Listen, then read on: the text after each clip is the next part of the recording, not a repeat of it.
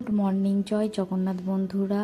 আমার এই ছোট্ট ব্লগে তোমাদের সকলের স্বাগত। যে যেখান থেকেই দেখছো আশা করি সকলে ভালো আছো, আমরাও ভালো আছি।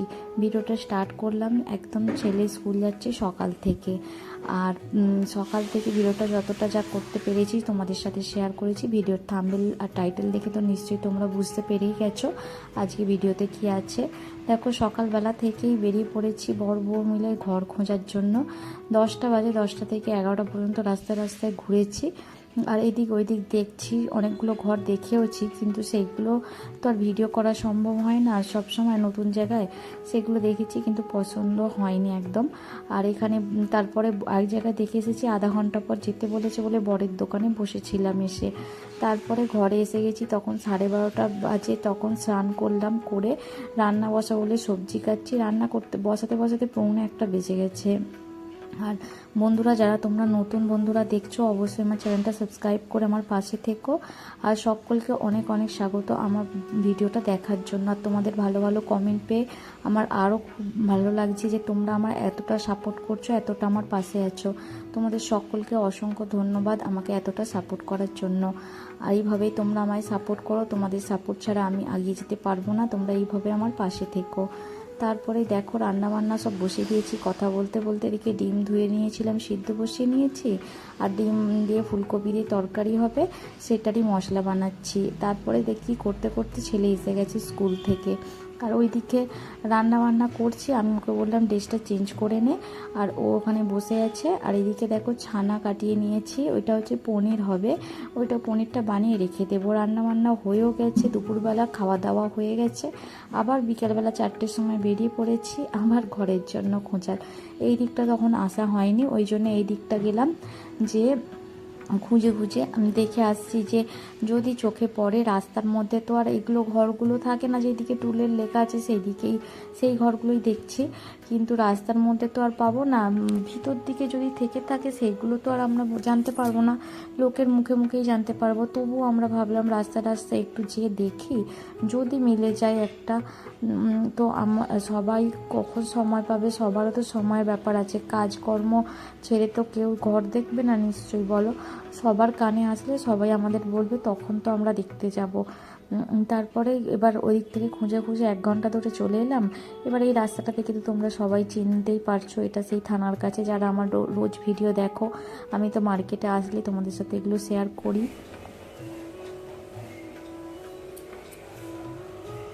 আমার অবস্থা কি হয়েছে, আমার না টেনশনে মাথা খারাপ হয়ে যাচ্ছে।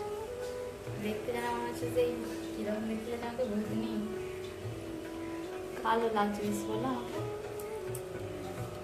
কতদিন হলো আমার মুখে কিছু ক্রিমও লাগাইনি, কিচ্ছু করিনি। আমার না আর কিছু ভালো লাগছে না, ঘর ঘর করে করে পাগল হয়ে যাচ্ছে। মুখে এমন অবস্থায় হয়ে গেছে। ঘর দেখতে এসেছিলাম, আমার বরের দোকানে এসে বসে আছি। এখানে বর কি করছে, ঝালাঝালি চলছে। লকেট সেখানে সাজানো আছে, প্লাস্টার করা ঢালা আছে, এই যে ঝালা হচ্ছে। আর আমি এখানে ফ্যান বন্ধ করা আছে, গরমে বসে আছি।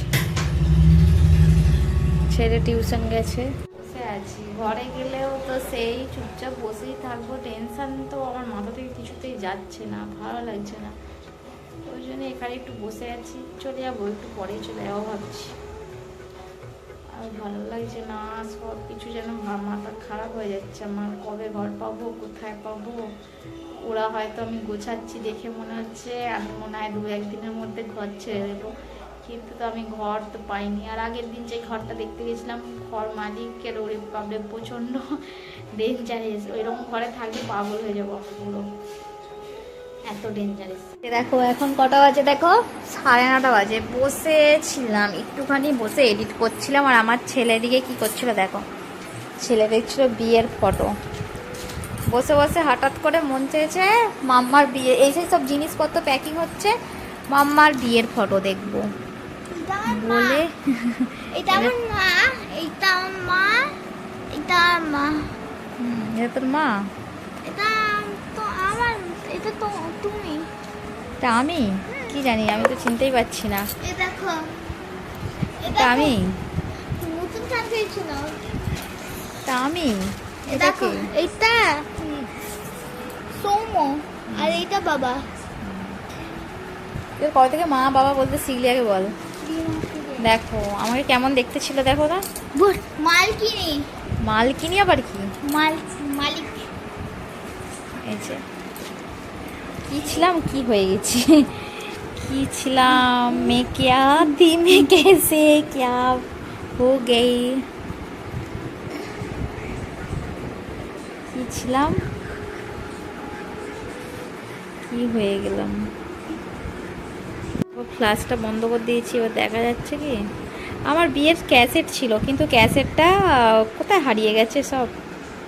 দেখা হয়ে গেছে এই এইসব গোছা। আর গোটা দেখো না এইসব কালারগুলোকে, এগুলো সব সব ছিল, এগুলো সব বার করা হয়েছে। এই যে সব পুরো ঘেঁটে দেখো কি করেছে, গোটা বিছানাটা পুরো ভর্তি করেছে। এই যে কী অবস্থা। আমি যাই এখন রান্নাটাকে করতে যাই, নাহলে আমার এদিকে দেরি হয়ে যাবে। আর আজকে আমার এত শরীরটা খারাপ আছে, মাথার যন্ত্রণার, মাথা পুরো মানে ছেড়ে যাচ্ছে।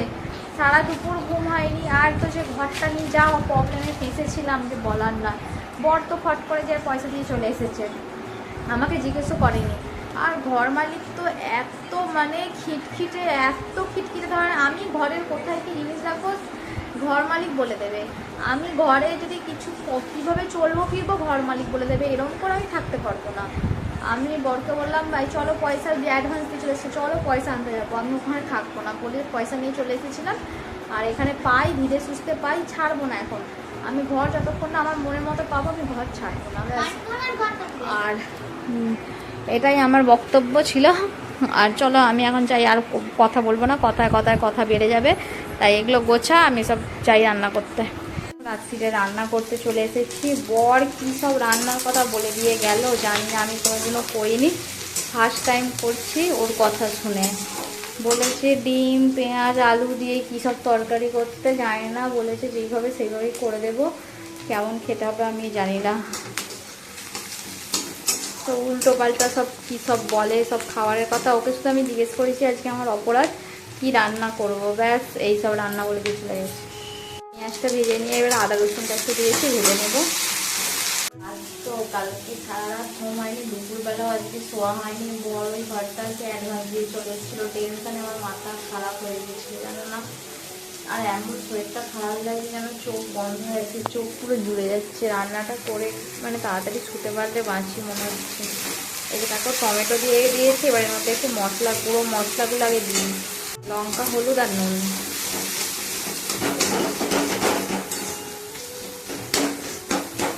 ওদের আজব আজব রান্না, আজব আজব, জীবনে কোনোদিনও খাইনি আর করিও নি। কেমন খেতে হয় জানি না, তোমরা কে কে করে খেয়েছো অবশ্যই আমাকে বলো।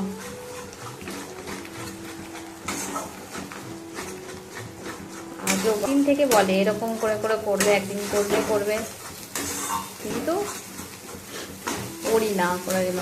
আর ওই আঁশটি গন্ধ করবে, আমি এমনি অত ননভেজের ভক্ত নয়, ওই আঁশটি গন্ধ করলে আমার দ্বারা খাওয়া সম্ভব না।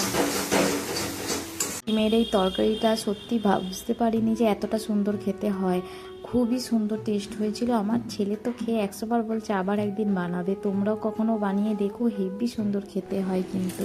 এই যে দেখো বন্ধুরা, ছেলেকে রুটি আর তরকারি নিয়ে নিয়েছি, খাইয়ে দেবো। এই যে ডিম আলুর তরকারিটা হয়ে গেছে, একটু শুকনো শুকনো মতোই করেছি। আর হচ্ছে যে বর এখনো আসেনি, 11টা পার হয়ে গেছে, কিন্তু ভাবলাম ছেলেকে খাই দিই। আমার শরীরটা যা খারাপ করছে মনে হচ্ছে আমি শুলে আর উঠতে পারবো না, তাই জন্য ছেলেকে খাইয়ে দিই, দিয়ে তারপরে বর আসলে আমরা খাওয়া দাওয়া করবো। চলো আজকের মতো ভিডিওটা আমি এখানেই শেষ করছি। ভালো লাগে লাইক কমেন্ট শেয়ার করতে অবশ্যই ভুলো না। আজকের মতো আসি, tata bye bye, good night, জয় জগন্নাথ। দেখা হবে নতুন আরেকটি ভিডিওতে। আজকের মতো টাটা বাই বাই।